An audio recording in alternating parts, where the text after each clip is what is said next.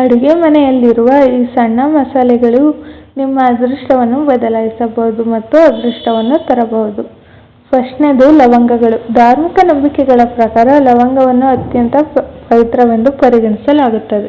ಆದ್ದರಿಂದ ಇದನ್ನು ಧಾರ್ಮಿಕ ಆಚರಣೆಗಳಲ್ಲಿ ಹೆಚ್ಚಾಗಿ ಬಳಸಲಾಗುತ್ತದೆ. ಲವಂಗವು ದುಷ್ಟ ಕಣ್ಣಿನ ಪರಿಣಾಮಗಳನ್ನು ಸಹ ತೆಗೆದುಹಾಕುತ್ತದೆ ಎಂದು ನಂಬಲಾಗಿದೆ.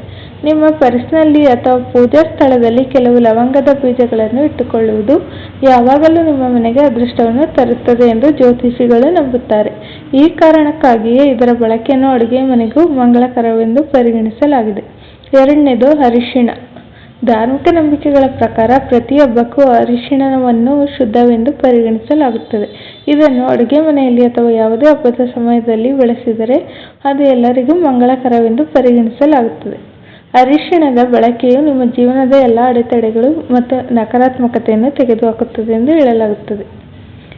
ಮೂರನೇದು ಏಲಕ್ಕಿ. ನಂಬಿಕೆಗಳ ಪ್ರಕಾರ ಏಲಕ್ಕಿಯು ತಾಯಿ ಲಕ್ಷ್ಮಿಗೆ ನೇರವಾಗಿ ಸಂಬಂಧಿಸಿದೆ. ಅಂತಹ ಪರಿಸ್ಥಿತಿಯಲ್ಲಿ ಇದರ ಬಳಕೆಯು ನಿಮಗೆ ತುಂಬ ಫಲಪ್ರದವಾಗಿದೆ. ಈ ಮಸಾಲೆಯನ್ನು ಅಗಿಯುವುದರಿಂದ ನಿಮ್ಮ ಜೀವನ ಪರಿಸ್ಥಿತಿಯನ್ನು ಸುಧಾರಿಸಬಹುದು ಮತ್ತು ನಿಮ್ಮ ಜೀವನದಲ್ಲಿ ಸಕಾರಾತ್ಮಕತೆಯನ್ನು ತುಂಬಬಹುದು ಎಂದು ಜ್ಯೋತಿಷಿಗಳು ಹೇಳುತ್ತಾರೆ. ನಾಲ್ಕನೇದು ದಾಲ್ಚಿನ್ನಿ. ನಿಮ್ಮ ಅಡುಗೆ ಮನೆಯಲ್ಲಿ ನೀವು ದಾಲ್ಚಿನ್ನಿ ಬಳಸುತ್ತಿದ್ದರೆ ಅದು ನಿಮಗೆ ತುಂಬ ಮಂಗಳಕರವಾಗಿರುತ್ತದೆ. ಈ ಮಸಾಲೆಯು ಹೆಚ್ಚಿನ ಕಂಪನಗಳನ್ನು ಹೊಂದಿದೆ ಎಂದು ನಂಬಲಾಗಿದೆ. ಇದು ಜೀವನದಲ್ಲಿ ಸಂಪತ್ತು, ಸಮೃದ್ಧಿ ಮತ್ತು ಸಮೃದ್ಧಿ ತರಲು ಸಹಾಯ ಮಾಡುತ್ತದೆ.